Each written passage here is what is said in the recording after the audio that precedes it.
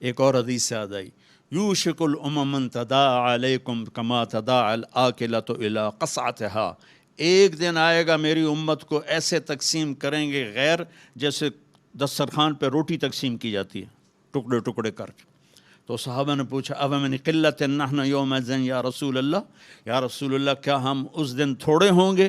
اب میں کہا لا انتم یومئذ کثیر، تم بہت زیادہ ہوگے، ولکنکم غثاء، ان کا غثاء السیل، تم بارش کے طوفانی پانی کے اوپر جو تنکے تیر رہے ہوتے ہیں، تم ایسے تنکوں کی طرح بے حیثیت اور بے قیمت ہوگے، اور وَلَا يَقْذِفَنَّ فِي قُلُوبِكُمُ الْوَهْنَ، اور اللہ تمہارے دلوں میں وہن ڈال دے گا۔ تو صحابہ نے پوچھا یا رسول اللہ وہن کیا ہے؟ کہ حب الدنیا و کراہیت الموت، دنیا کے غلام بن جاؤ گے، دنیا کے بندے بن جاؤ گے، اور موت سے ڈرنے لگ جاؤ گے۔ بھلا موت تو اللہ کی ملاقات ہے۔ ابراہیم علیہ السلام کے پاس اسرائیل آ گئی، چلو جی، تو وہ کہنے کہ بھلا کبھی خلیل بھی خلیل کو مارتا ہے، تو وہ اسرائیل واپس گئے، کہا جی وہ ابراہیم تو یہ کہہ رہے ہیں، کہا اچھا اس سے کہو کبھی خلیل بھی خلیل کے ملنے سے رکتا ہے؟ تو انہوں نے کہا جی اوپر سے تو یہی جواب ہے، کہا جلدی کر لے جا لے جا۔ مسلمان کے لیے تو اللہ کی قسم اگر اللہ راضی ہے تو موت سے خوبصورت تحفہ کوئی نہیں، موت سے خوبصورت پیغام کوئی نہیں۔ اگر اللہ ناراض ہے پھر تباہی ہے۔ عمر بن عبدالعزیز اس تخت پہ بیٹھے جس پہ بنو امیہ کے ظالم حکمران بیٹھے تھے، عبد الملک بن مروان، پھر ولید بن عبد الملک، پھر سلیمان بن عبد الملک، اور چوتھے عمر بن عبدالعزیز۔ عبد الملک ان کے سگے چچا تھے، عمر بن عبدالعزیز اور عبد الملک بھائی تھے، مروان کے بیٹے تھے۔ تو عمر بن عبدالعزیز نے 2.25 سال حکومت کی، اور 3 براعظم میں زکوٰۃ لینے والا کوئی نہ بچا۔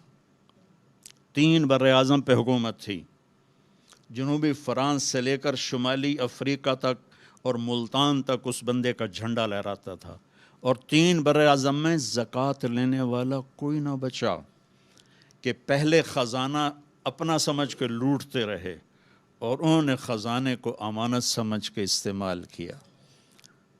تو وہ انہوں نے بلایا شام کے قاضی رجا کو، کہنے لگے دیکھو عبد الملک میرے چچا مرا تھا تو میں اس کی قبر میں اترا تھا تو اس کے چہرے کا رنگ کالا سیاہ ہو گیا تھا، اور اس کا چہرہ قبلے سے یوں ہو گیا تھا، اور عبد الملک کی یہ جگہ سرخ تھی سیب کی طرح۔ پھر میں نے ولید کو قبر میں اتارا، وہ اس کی کفن کی گیرا کھول کے دیکھا تو اس کا چہرہ ادھر تھا اور کالا سیاہ تھا۔ پھر میں نے سلیمان کو قبر میں اتارا تو اس کے چہرے کو دیکھا تو کالا سیاہ تھا اور قبلے سے ہٹا ہوا تھا، بلکہ سلیمان کی ڈیڈ باڈی جب قبر کے قریب گئی، ہم قبر میں اتارنے کے لیے کوئی رومال لاتا ہے، کوئی ادھر ادھر حرکت کرتے ہیں تو اس کی باڈی ایسے سے ہلنے لگی، تو اس کے بچوں نے کہا ہمارا ابا زندہ ہے۔ عمر بن عبدالعزیز نے فرمایا زندہ نہیں، قبر کا عذاب شروع ہو چکا ہے۔ اور یہ ان تینوں کا جرم کیا تھا؟ ظالم تھے، بددیانت تھے، قومی خزانے کو ذاتی ملک بنا لیا تھا۔ یہ کیا سمجھتے ہیں حکمران کہ یہ مزے کریں گے؟ ان سب کے ہاتھ ایسے بندھے ہوں گے قیامت کے دن۔ یہ جتنے جج صاحبان ہیں یہ کیا سمجھتے ہیں کہ ہمیں بڑی اعلیٰ پوسٹ ملی ہوئی ہے؟ ان کے قیامت کے دن ہاتھ یہاں بندھے ہوئے ہوں گے۔ پھر اللہ پوچھے گا بتا تجھے جو حکمران بنایا تھا تو نے کیا کیا میرے بندوں کے ساتھ؟ اگر وہ جواب دے سکا تو اس کے ہاتھ چھوڑ دیے جائیں گے، ورنہ انہی بندے ہاتھوں کے ساتھ جہنم میں گر جائے گا۔ اور قاضی سے اللہ پوچھے گا ہاں کیا فیصلے کیے تھے، کتنے ظلم کے فیصلے کیے تھے، کتنے عدل کے فیصلے کیے تھے؟ اگر وہ عدل کے فیصلوں میں کامیاب ہو گیا تو ہاتھ چھوڑ دیے جائیں گے اور جنت میں چلا جائے گا۔ اگر ظلم کے فیصلے کرتا مر گیا تو انہی بندے ہاتھوں کے ساتھ آگ میں چلا جائے گا۔ بھائیو آخرت بھی ہے، بھائیو صرف دنیا نہیں ہے، آخرت بھی ہے۔ ٹک ہرس و ہوس کو چھوڑ میاں، مت دیس بدیس پھرے مارا، قزاق اجل کا لوٹے ہے دن رات بجا کر نکارا، کیا بدیا بھینسا بیل شتر، کیا گونی پلہ سر بارا، کیا گیہوں چاول موٹ مٹر، کیا آگ دھواں اور انگارا، سب ٹھاٹھ پڑا رہ جائے گا جب لاد چلے گا بنجارا۔ یہ تو رہنے کی دنیا نہیں ہے۔ الدنیا ثلاثۃ ایام، میرے نبی فرماتے تھے میں پاؤں اٹھاتا ہوں تو رکھنے کی امید نہیں ہوتی، سانس اندر لے جاتا ہوں تو باہر نکالنے کی امید نہیں ہوتی۔ تو بھائیو، اللہ کے واسطے اپنی آخرت کا سودا نہ کرو، دنیا کا سودا کرنا پڑے تو کر دو۔ کیوں حسین ذبح ہو گئے 72 سمیت، 16 اہل بیت اور باقی جان نثار، کیوں اتنا قیمتی خون ذبح ہو گیا؟ کہ ایک طرف دنیا تھی، ایک طرف آخرت تھی، انہوں نے آخرت کو گلے لگایا، نیزوں پہ سر چڑھ گئے۔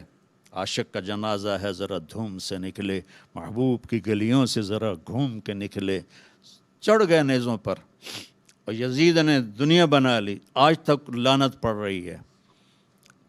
تو بھائیو، میں ساری قوم کو ہاتھ جوڑ کے کہتا ہوں، ہم مل کے اب توبہ کریں، اور ہم ایک ایمان، اس کے بعد نماز کوئی نہ چھوڑے، نماز کی پابندی کریں۔ ہماری قوم میں نماز بہت کم ہے، ہمارے KPK کے علاقے میں نمازی ہیں، لیکن وہاں سود بہت زیادہ ہے، لوگ سود پہ دیتے ہیں اور بہت ظلم کرتے ہیں۔ نمازی ہیں لیکن سود نہیں چھوڑتے ہیں، تو یہ ان کے لیے بہت بڑی تباہی بن جائے گی۔ 2 آدمیوں پہ زبردست عذاب آنے والا ہے، 2 آدمیوں پہ۔ امت مسلمہ میں 2 قسم کے لوگوں پر سب سے شدید عذاب ہوگا، ایک سود کھانے والا، دینے والا نہیں، کھانے والا، سود لینے والا، اور ایک ناحق قتل کرنے والا۔ ان دونوں کے لیے سب سے خوفناک عذاب ہے جہنم کا، اہل ایمان میں سے۔ زانی شرابی کے لیے وہ عذاب نہیں ہے جو سود کھانے والے اور قتل کرنے والے کے لیے ہے۔ تو نماز پڑھو، ساری قوم سے کہتا ہوں نماز پڑھو۔ اللہ نے رزق دیا ہے، زکوٰۃ دو، قرآن پڑھو، اللہ کے واسطے قرآن پڑھو، اللہ کے نبی کی سیرت پڑھو، علم حاصل کرو کہ میرا رب مجھ سے کیا چاہتا ہے۔ میرا رب پہلی سطر ہے بسم اللہ الرحمن الرحیم، کہ میں رحمان و رحیم ہوں، کوئی سخت حکم نہیں سناؤں گا، آسان ہوں گے، کر لو، بڑا نفع رہے گا۔ تو قرآن پڑھو، نبی کی زندگی پڑھو، صحابہ کی زندگی پڑھو، اور قرآن کو اپنا ورد بناؤ۔ تیسرا کلمہ، درود شریف، استغفار، چلتے پھرتے اٹھتے بیٹھتے اپنا یہ ذکر بناؤ، اور اپنے اخلاق کو بلند کرو۔ آپ سارے سیاسی لوگ بیٹھے ہیں، لیکن میں نبی کی بات کروں گا، اپنی زبان کا بول میٹھا کرو۔ سب سے کہتا ہوں، جتنے سن رہے ہیں، زبان کا بول میٹھا کرو۔ میرے نبی کو پسند نہیں ہے شدت کے بول، اور ایک یہ بعد میں کہوں گا۔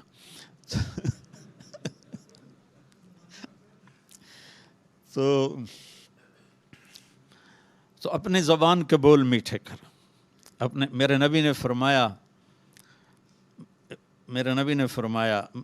سے پوچھا کہ یا رسول اللہ، سب سے زیادہ جنت میں کیا چیز لے جائے گی؟ تو آپ نے فرمایا اچھے اخلاق اور تقوی سب سے زیادہ جنت میں لے جائے گی۔